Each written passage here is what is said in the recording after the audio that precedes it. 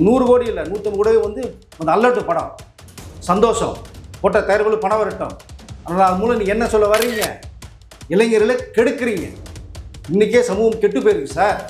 எத்தனையோ பெண்கள் வந்து வாழ்க்கை இழந்திருக்காங்க. பசங்களை நம்பி பசங்களும் பெண்கள் வந்து வாழ்க்கை இழந்திருக்காங்க. இல்லை இதுலேருந்து என்ன தெரியுதுன்னா மாரி செல்வராஜை மொத்தமாக அடித்து காலி பண்ணுங்கிற மேட்ரு தான் என்னுடைய பார்வைக்கு. கரெக்ட். மற்ற டைரக்டர் யார் பண்ணியிருக்கா? இந்த 2020 வந்த படங்கள்லாம் பல கோடிகள் அது போட்ட தயாரிப்பு எல்லாமே தெருக்கோடியில் நிற்கிறாங்க. நேயர்களுக்கு வணக்கம். இந்த ஒரு இன்ட்ரெஸ்டிங்கான இன்டர்வியூ நம்ம கூட சீனியர் ஜேர்னலிஸ்ட் வெங்கடேஷ் சார் தான் இருக்கார். சார் வணக்கம். சார் வணக்கம். ரீசெண்டாக சோஷியல் மீடியா மட்டும் இல்லாமல் எல்லா இடத்துலையும் பெரிய அளவில் பேசிக்கிட்டு இருக்கிறது பைசன் திரைப்படம். சார் அந்த திரைப்படத்தை வந்து எல்லாரும் பயங்கரமாக கொண்டாடி தீர்த்துட்டோம். ஏன்னா படத்தில் மாரி செல்வராஜ் சார் சொன்ன கண்டென்ட் அந்த அளவுக்கு அற்புதமாக இருக்கு. இது வரைக்கும் நம்ம பார்த்த படங்கள் எல்லாத்துலேயும் ஒருத்தரை நல்லவராக காட்டணுன்றதுக்காக இன்னொருத்தரை கெட்டவராக காட்டுவோம். ஆனால் மாரி சார் இந்த படத்தில் என்ன பண்ணியிருக்காருன்னா ரெண்டு பக்கத்துலேயும் ஒரு நியாயம் இருக்கு. ரெண்டு பேரும் நல்லவங்க தான்.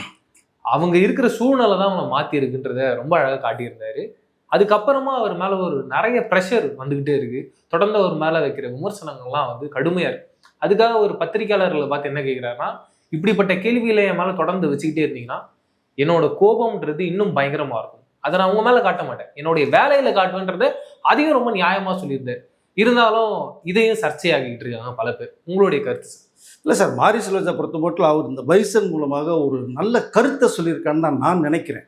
ஏன்னா இந்த சமூகத்திற்கு இன்றைக்கு தேவையான ஒரு விஷயம். 2 கேரக்டர்ஸ் எடுத்திருக்கார். 2 கேரக்டருமே இந்த ரியலாக வாழ்ந்த ஒரு கேரக்டரு. அது இந்த உலகத்துக்கே தெரியும் யாருங்கிறத. பட் அதுவும் வந்து நீங்கள் சொன்னது மாதிரி ஒருத்தர் நெகட்டிவாக ஒருத்தர் பாசிட்டிவாக காமிக்காமல் 2 கேரக்டருமே பாசிட்டிவாக காமிச்சிருக்காருன்னா இங்கே தான் அந்த டைரக்டரோட டச்சை நம்ம பார்க்க முடியும். நம்ம ஏன்னா 2 பேருமே நீங்கள் சினிமாட்டிக்காக வந்து ஒருத்தர் வில்லனை ஃபோக்கஸ் பண்ணியிருக்கலாம். பட் அவர் அதை செய்யலை. 2 பேருக்குமே ஒரு நியாயமான ஒரு கேரக்டர் சொல்லியிருக்காரு. 2 பேர்த்துக்குள்ளேயும் ஆழமான கருத்துக்களோட ட்ராவல் பண்ணுறாங்க.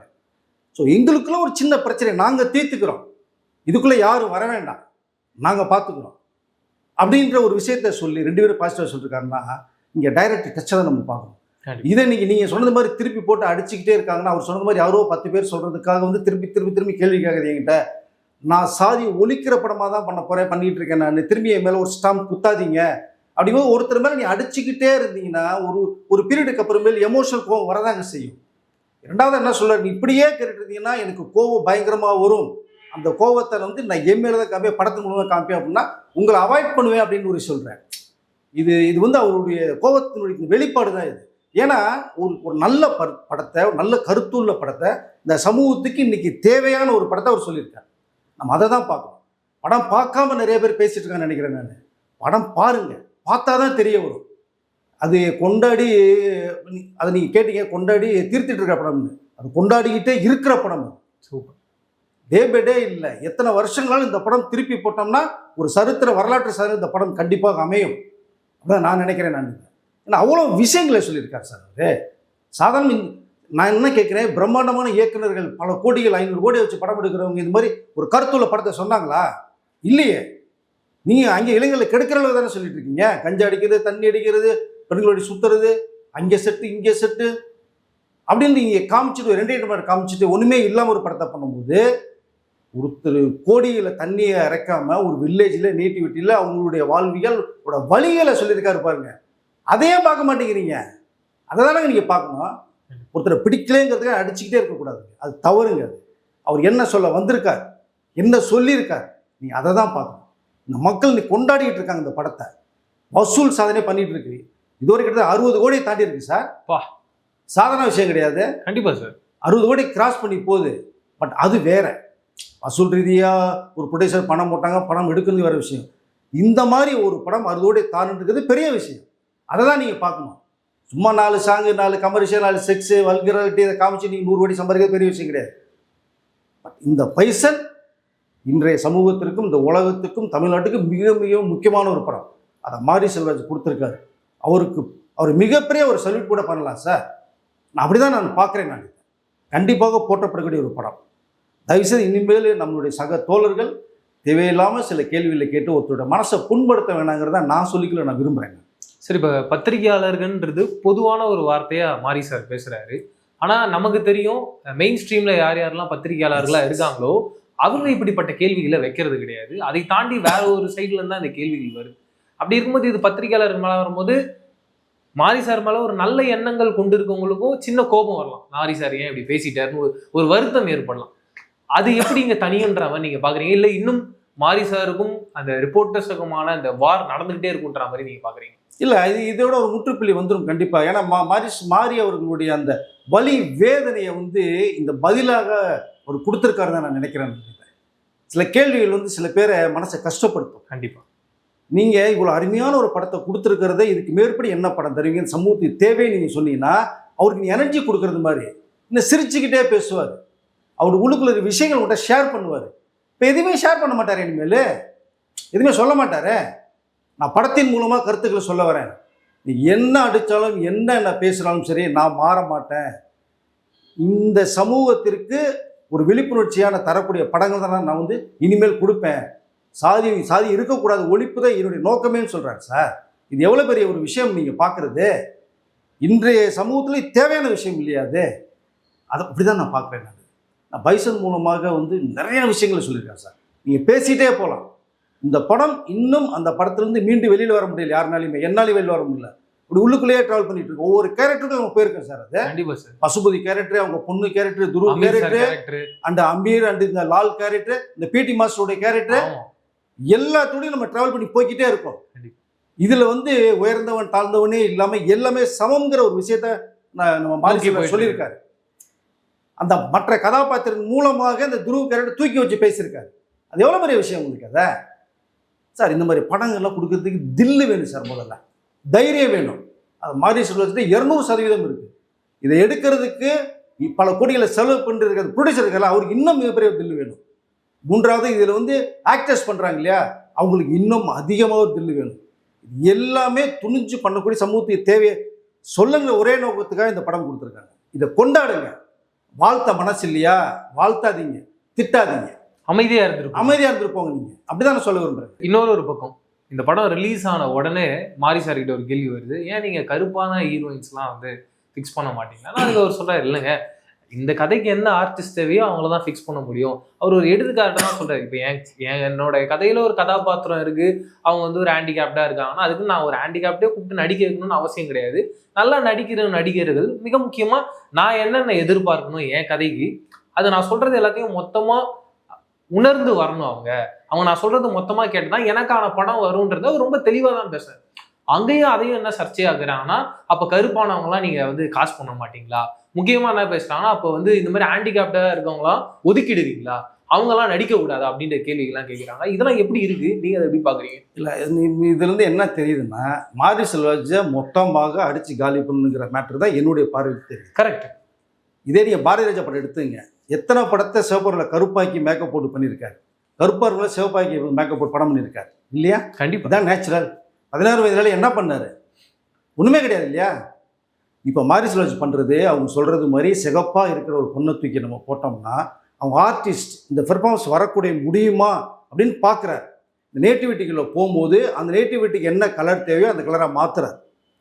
மாற்றி உங்களுக்கு வந்து அந்த கேரக்டரை வந்து நம்மக்கிட்ட பார்வைக்கு கொண்டு வர்றாரு. சரி, அனுபவமா பரமேஸ்வரன்ற அந்த கேரக்டரிஸ்ட் ஒரு 10 சீன் வந்தாலும் எப்படி பண்ணியிருப்பாங்க உங்களுக்கு? கண்டிப்பா. அதுவும் பசுபதி கிட்ட பேசுற சீன்லாம் நிச்சயதார்த்தம் முடியும் போது வீட்டில் வாசலில் வந்து அந்த அந்த காஸ்டியூமோட வந்து பேசுகிற ஷாட்டில் என்ன ஷாட்டுங்க சீனுங்க அது?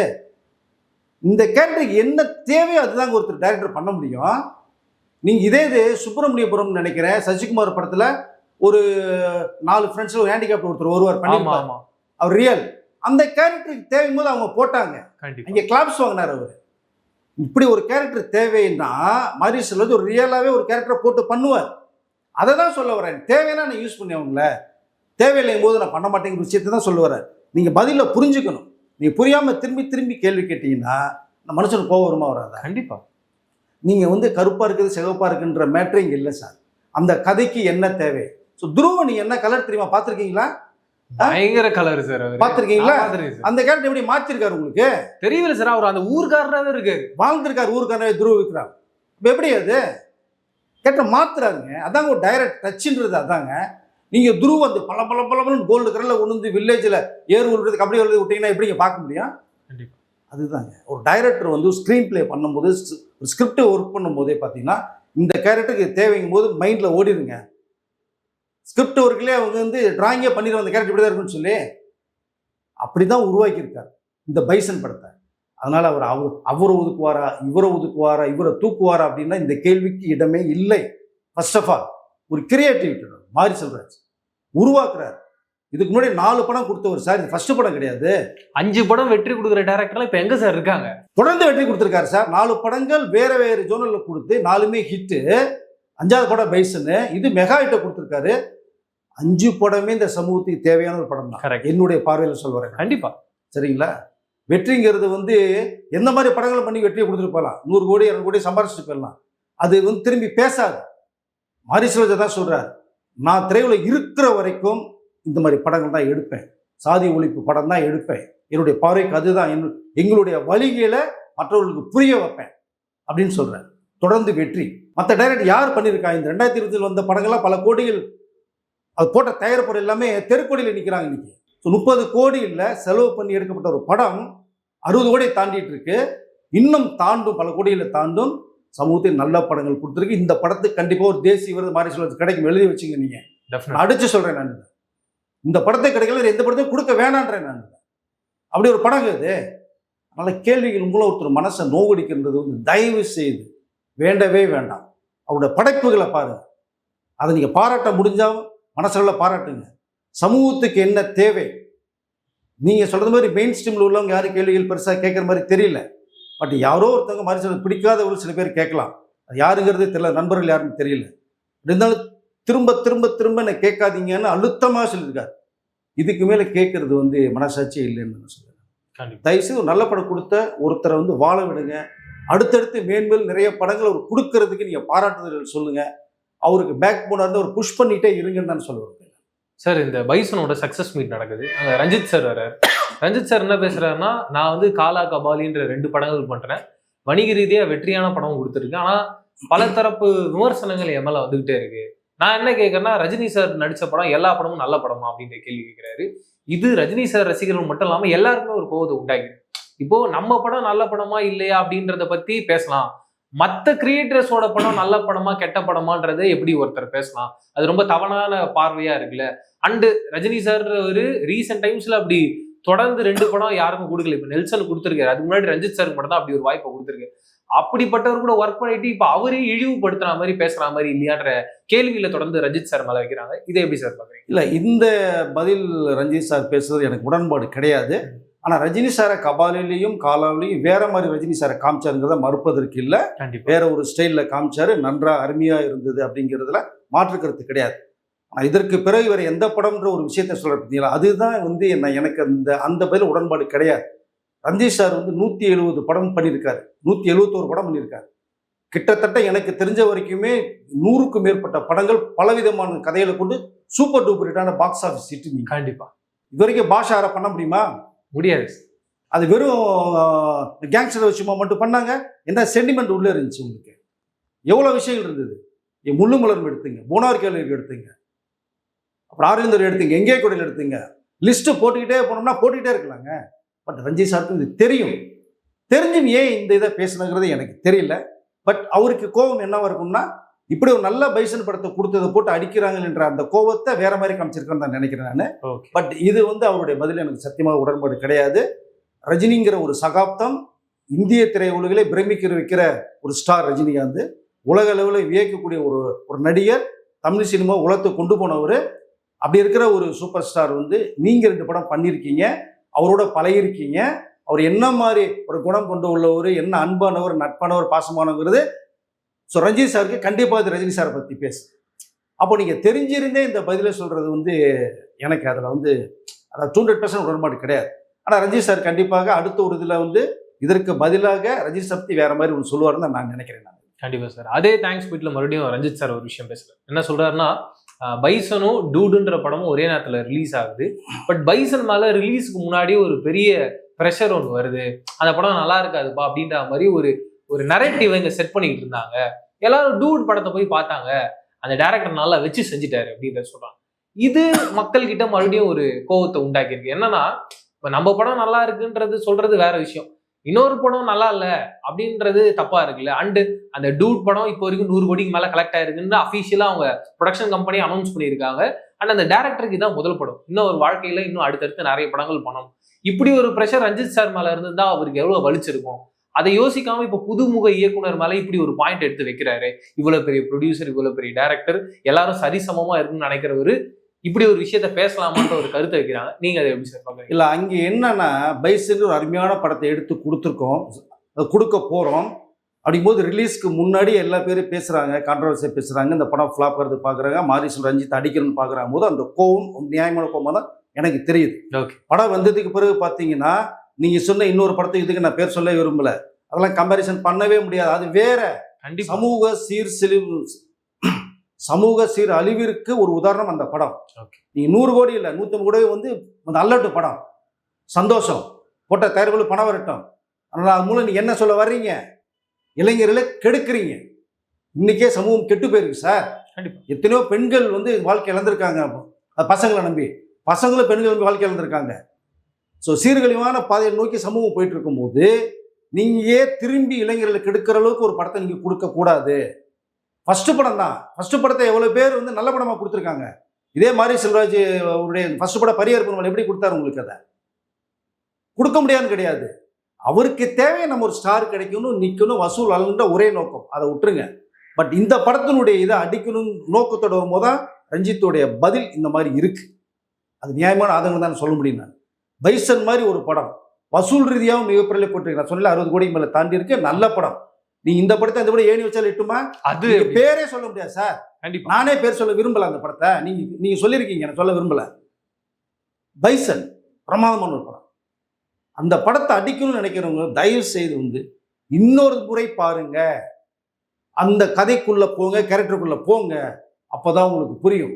நான் சொல்றேன் சார், ஒரு சிறந்த படம் யார் கொடுத்தாலும் எந்த விமர்சனாலையும் யாராலையும் அடிச்சு அந்த படத்தை காலி பண்ண முடியாது. மக்கள் தான் மகேசன், அவங்க தீர்ப்பு தான், அவங்க தான் நீதிபதிகள், அவங்க கொடுக்குற தீர்ப்பு தான் இன்னைக்கு பைசன் படத்தை கொடுத்துருக்காங்க. அந்த படத்துக்கு வந்து இளைஞர்கள் தான், அவருக்கு அந்த ஹீரோக்கு இளைஞர்கள் ஒரு ஃபேன்ஸ் இருக்காங்க. அதனுடைய வெற்றி தான். அது நெடுநாளில் நிற்காது. அது ஈஸ்வரன் தர மாதிரி தூக்கி போட்டு போயிட்டே இருப்பாங்க. பைசன் காலங்காலமாக பேசப்பட்டுவிட்ட படமாக அமையும் உங்களுக்கு. அதை எழுதி வச்சுங்க, நடக்கும் பாருங்க. கண்டிப்பா. ரொம்ப நன்றி சார். நிறைய இன்ட்ரெஸ்டிங்கான விஷயங்கள் பேசுவோம். மீண்டும் சந்திப்போம். நன்றி.